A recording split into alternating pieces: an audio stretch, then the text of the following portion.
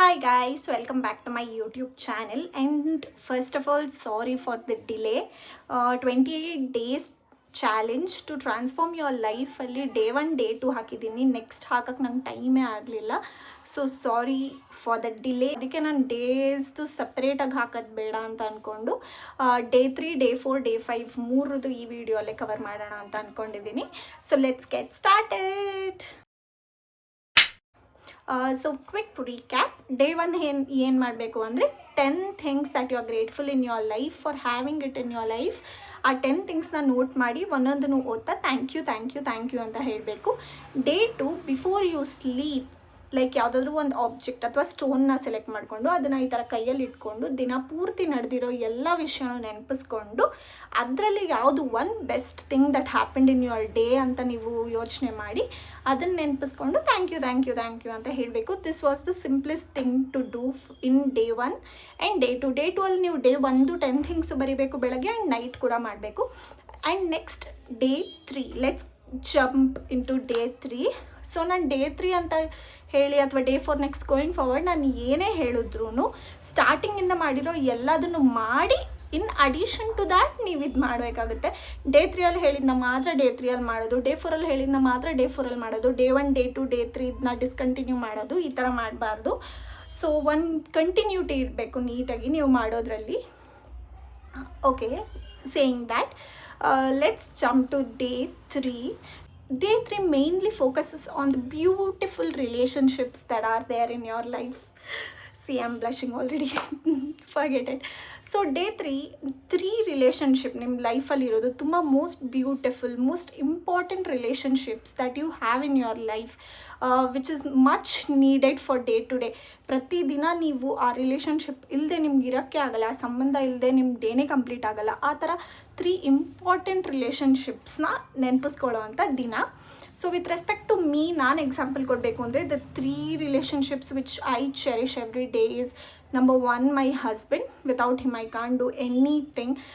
ನನ್ನ ಡೇನೇ incomplete, start and end ಅವನಿಂದನೇ ಆಗೋದು. So the best relationship I see thank you to is my husband and my mother. ನಾನು ಅಮ್ಮ ಜೊತೆನೇ ಇರೋದ್ರಿಂದ, ಅಮ್ಮ ಎದ್ದಾಗಿಂದ ಕಾಫಿ ಕೊಡೋದ್ರಿಂದ ಹಿಡಿದು, ತಿಂಡಿ ಮಾಡೋದ್ರಿಂದ ಹಿಡಿದು, ಊಟ ಮಾಡೋದ್ರಿಂದ ಹಿಡಿದು, ಆಫೀಸ್ಗೆ ಹೋಗಿ ಬಂದಾಗಿಂದ ಎಲ್ಲ ನನ್ನ ಡೇ ಫುಲ್ಲು ಅಮ್ಮ ಇರ್ತಾರೆ.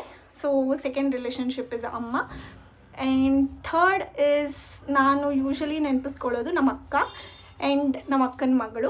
ಸೊ ಅವರು ಅವಾಗವಾಗ ನಮ್ಮ ಮನೆಗೆ ಬರ್ತಾ ಇರ್ತಾರೆ. They bring lot of joy to our life. ಅವ್ರು ಬಂದರೆ ಏನೋ ಒಂಥರ ಖುಷಿ, ನಮ್ಮ ಅಕ್ಕನ ಮಗಳ ಜೊತೆ ಆಟ ಆಡೋದು ಏನೋ ಒಂಥರ ಖುಷಿ. ಸೊ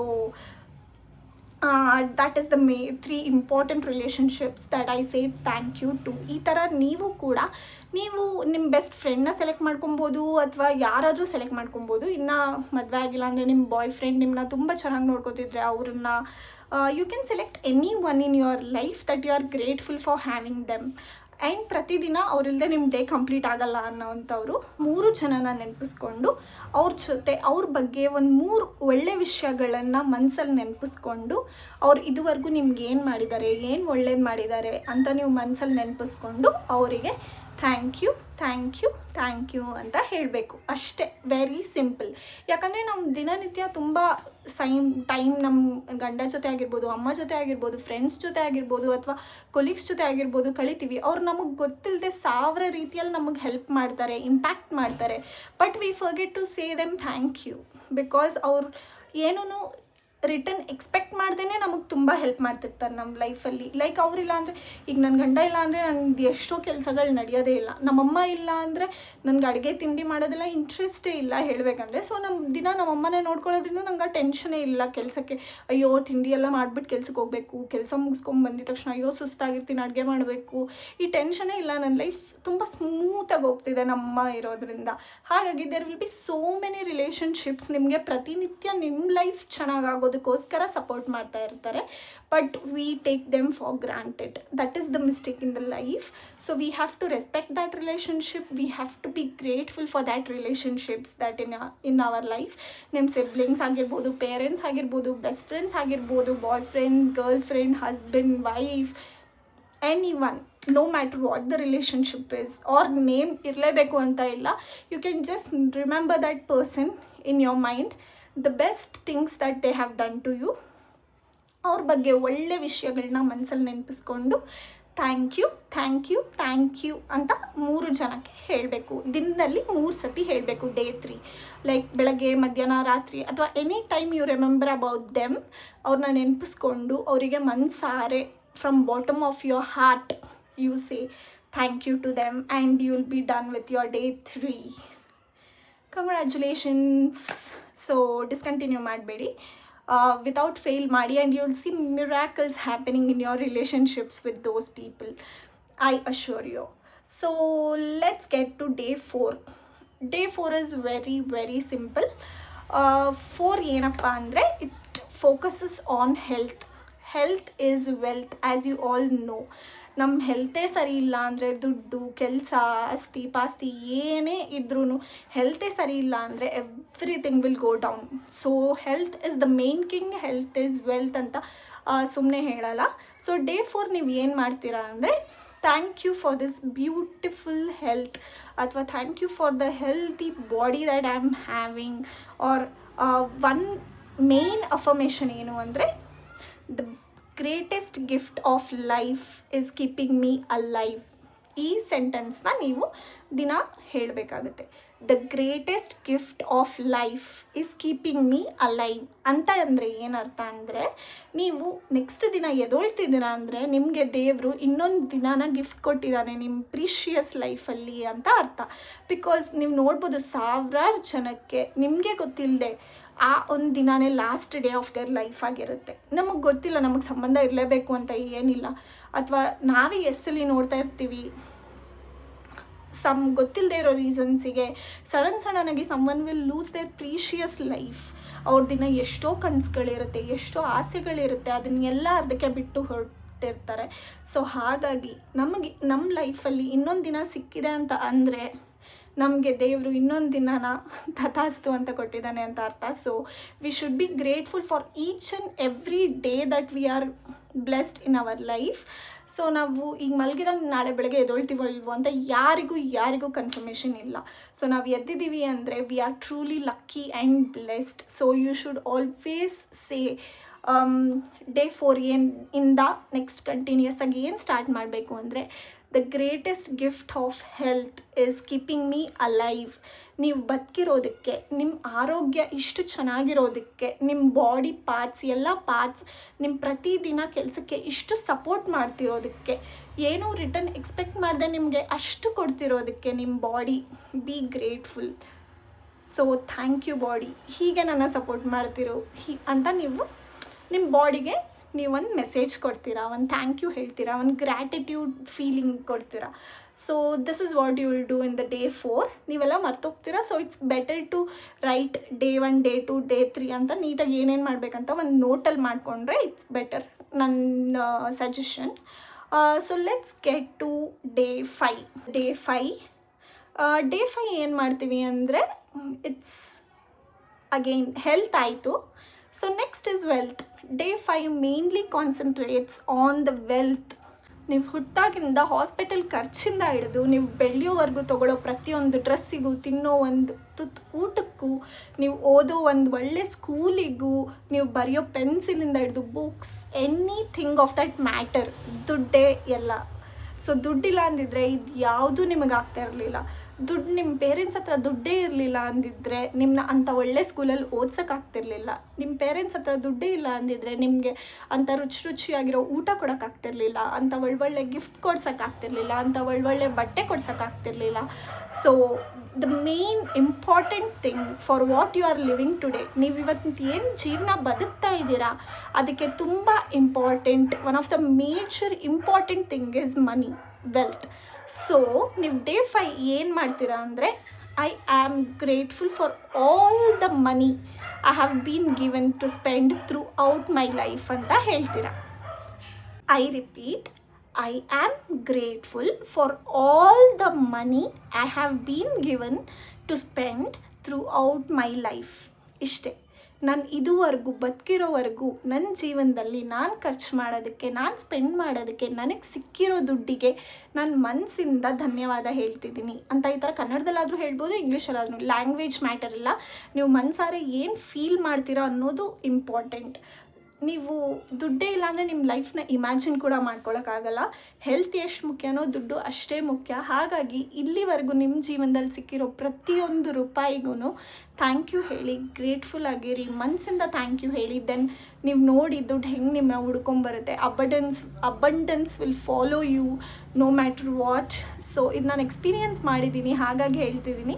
ದುಡ್ಡು ನಿಮಗೆ ಯಾವಾಗ್ಲೂ ಕ್ರೆಡಿಟ್ ಆಗಿ ಆ ರೂಪದಲ್ಲೇ ಬರಬೇಕು ಅಂತ ಏನಿಲ್ಲ. ನನಗೂ ಈ ಬುಕ್ ಓದಿದ್ಮೇಲೆ ಅದು ಪರ್ಸ್ಪೆಕ್ಟಿವ್ ಚೇಂಜ್ ಆಗಿದ್ದು. ನಾನು ಏನು ಅಂದ್ಕೊಂಡೆ, ನನ್ನ ಹತ್ರ ದುಡ್ಡು ಬರಬೇಕು ಅಂದರೆ ಯಾರಾದರೂ ನಂಗೆ ದುಡ್ಡು ಹಾಕಬೇಕು, ನಂಗೆ ಸಂಬಳ ಬರಬೇಕು, ಆವಾಗಲೇ ನನ್ನ ಹತ್ರ ದುಡ್ಡಿದೆ, ನನಗೆ ದುಡ್ಡು ಬಂದಿದೆ ಅಂತ ನಾನು ಫೀಲ್ ಮಾಡ್ತೀನಿ. ಬಟ್ ಈ ಬುಕ್ ಓದಿದ್ಮೇಲೆ ಇಟ್ ಚೇಂಜ್ ಮೈ ಮೈಂಡ್, ಆಯಿತಾ. ಈಗ ಏನಾದರೂ ಒಂದು ಆರ್ಡರ್ ಮಾಡೋಕ್ಕೆ ಹೋಗ್ತೀವಿ, ವಿಲ್ ಗೆಟ್ 5 ರೂಪೀಸ್ ಡಿಸ್ಕೌಂಟ್ ಅಂದರೆ ಏನರ್ಥ? ನಮ್ಮ ಹತ್ರ 5 ರೂಪಾಯಿ ಉಳೀತು ಅಂತ ಅರ್ಥ, ನಮ್ಗೆ 5 ರೂಪಾಯಿ ಸೇರ್ತು ಅಂತ ಅರ್ಥ. ಈ ಥರ ಯೋಚನೆ ಮಾಡಿದ್ರೆ ಪ್ರತಿದಿನ ನಮಗೆ ದುಡ್ಡು ಬರ್ತಿದೆ ಗುರು. So I was so happy to know this. ಯಾಕಂದರೆ ಏನಾದರೂ ಆರ್ಡ್ರ್ ಮಾಡೋಕ್ಕೆ ಹೋದಾಗ ಕೂಪನ್ ಕೋಡ್ ಇರುತ್ತೆ, ಅಪ್ಲೈ ಮಾಡ್ತೀವಿ. ಈಗ ಅಕಸ್ಮಾತ್ ನಮ್ಗೆ ಅದಿಲ್ಲ ಅಂದರೆ ನಾವು ಫುಲ್ ದುಡ್ಡು ಪೇ ಮಾಡಬೇಕಾಗುತ್ತೆ. ಸೊ ನಮ್ಮಿಂದ ಜಾಸ್ತಿ ದುಡ್ಡು ಹೋಗ್ತಾ ಇರುತ್ತೆ.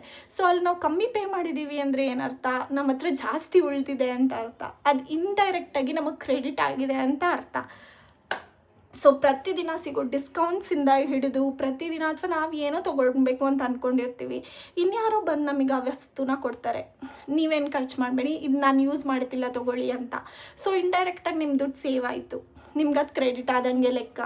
ಅಥವಾ ನೀವು ಏನಕ್ಕೋ ಪೇ ಮಾಡೋಕ್ಕೆ ಹೋಗ್ತಿರ್ತೀರ, ಆಗ ನಿಮ್ಮ ಫ್ರೆಂಡೋ ಅಥವಾ ಯಾರಾದ್ರೂ ಇರಲಿ ಬಿಡು ಪರವಾಗಿಲ್ಲ ನಾನೇ ಈ ಸಲ ಪೇ ಮಾಡ್ತೀನಿ, ನೆಕ್ಸ್ಟ್ ಟೈಮ್ ನೀನು ಮಾಡು ಅಂತ ಹೇಳ್ತಾರೆ. ಸೊ ಆಗ ಏನರ್ಥ? ನಿಮ್ಮ ದುಡ್ಡು ನಿಮ್ಮ ಹತ್ರನೇ ಉಳೀತು, ಇಂಡೈರೆಕ್ಟಾಗಿ ಅದು ನಿಮಗೆ ಕ್ರೆಡಿಟ್ ಆದಂಗೆ ಲೆಕ್ಕ. ಸೊ ಇದು ನೋಡಿ ನನಗೆ ಫುಲ್ ಬ್ಲೋನೇ ಆಗೋಯ್ತು ಮೈಂಡು. ಹೌದಲ್ವಾ? ಪ್ರತಿದಿನ ದುಡ್ಡು ನಮ್ಮನ್ನು ಹುಡ್ಕೊಂಬರುತ್ತೆ, ಪ್ರತಿದಿನ ಒಂದಲ್ಲ ಒಂದು ರೀತಿಯಲ್ಲಿ ದುಡ್ಡು ನನ್ನನ್ನು ಸೇರುತ್ತೆ. I was so shocked and I was feeling so happy. ಈಗ ನಾನು ಲಿಟ್ರಲಿ ಏನಾದರೂ ಆರ್ಡರ್ ಮಾಡಬೇಕಂದ್ರೆ ನಂಗೆ ಡಿಸ್ಕೌಂಟ್ ಸಿಕ್ಕಿದ್ರೆ ಐ ಸೇ ಥ್ಯಾಂಕ್ ಯು. ಅದರಿಂದ ಈಗ ಅಮೆಝಾನಲ್ಲಿ ಏನಾದರೂ ಆರ್ಡರ್ ಮಾಡಿದ್ರೆ ನಿಮಗೆ ಡೈಮಂಡ್ಸ್ ಅಂತ ಕೊಡ್ತಾರೆ, ಅಥವಾ ಫ್ಲಿಪ್ಕಾರ್ಟಲ್ಲಿ ಕಾಯಿನ್ಸ್ ಅಂತ ಕೊಡ್ತಾರೆ. ನೀವು ಅದನ್ನು ಯೂಸ್ ಮಾಡಿಕೊಂಡು, ಈಗ ಅದು ಅವರೇ ಕೊಟ್ಟಿರೋದಲ್ವಾ, ನಾವು ಅದನ್ನು ಯೂಸ್ ಮಾಡಿಕೊಂಡು ನಮಗೆ ಮತ್ತೆ ದುಡ್ಡು ಕಮ್ಮಿ ಆಗುತ್ತೆ ಅಂದರೆ ಏನರ್ಥ? ನಮ್ಮ ಹತ್ರ ದುಡ್ಡು ಉಳೀತು ಅಂತ ಅರ್ಥ. So I am so happy that every time I order, every time I use any discount coupons, any time I say thank you. ನನ್ನ ದುಡ್ಡು ಉಳೀತು ಅಥವಾ ನನಗೆ ದುಡ್ಡು ಬಂತು ಅಂತ ಅರ್ಥ. So that is the thing. So be grateful, say thank you whenever someone gives you money, whenever you save any amount of money, say thank you as part of day 5. And ನೀವು ಏನು affirmation ಹೇಳಬೇಕು ಅಂದರೆ, I am grateful for all the money I have been given to spend throughout my life. ಈ ಅಫರ್ಮೇಷನ್ನ day 5 ಹೇಳಬೇಕು. ಹಾಗೆ ದಿನ ಪೂರ್ತಿ ನಿಮಗೆ ಸಿಗೋ ಡಿಸ್ಕೌಂಟ್ಸ್ ಆಗಿರ್ಬೋದು, ಡೇ 5ಇಂದ ಗೋಯಿಂಗ್ ಫಾರ್ವರ್ಡ್ ಎನಿ ವೇ, ಯಾವುದೇ ರೀತಿಯಲ್ಲಿ ನೀವು ದುಡ್ಡನ್ನ ಉಳಿಸಿದ್ರು ಕೂಡ ಅದಕ್ಕೆ ಧನ್ಯವಾದನ ಹೇಳಬೇಕು, ಥ್ಯಾಂಕ್ ಯುನ ಹೇಳಬೇಕು. This is what the book says. So be grateful. ಒಂದೇ ರೂಲ್, ಈ ಬುಕ್ದು ಮೇನ್ ಇಂಪಾರ್ಟೆಂಟ್ ಒಂದೇ ರೂಲ್. ಈ ಬುಕ್ ಅಂತಲೇ ಅಲ್ಲ, ಎಲ್ಲರಿಗೂ ಲೈಫಿಗೆ. If you want to attract more, if you want to see something growing, first ನೀವು ನಿಮ್ಮ ಹತ್ರ ಆಗಲೇ ಇರೋದಕ್ಕೆ ಧನ್ಯವಾದ ಹೇಳಬೇಕು. ನಿಮ್ಮ ಹತ್ರ ಆಗಲೇ ಇರೋದಕ್ಕೆ ನೀವು ಖುಷಿ ಪಡಬೇಕು, ಅದನ್ನು ಎಂಜಾಯ್ ಮಾಡಬೇಕು. ಆಗಲೇ ದೇವರು ನಿಮಗೆ ಹೆಚ್ಚು ಕೊಡೋದು.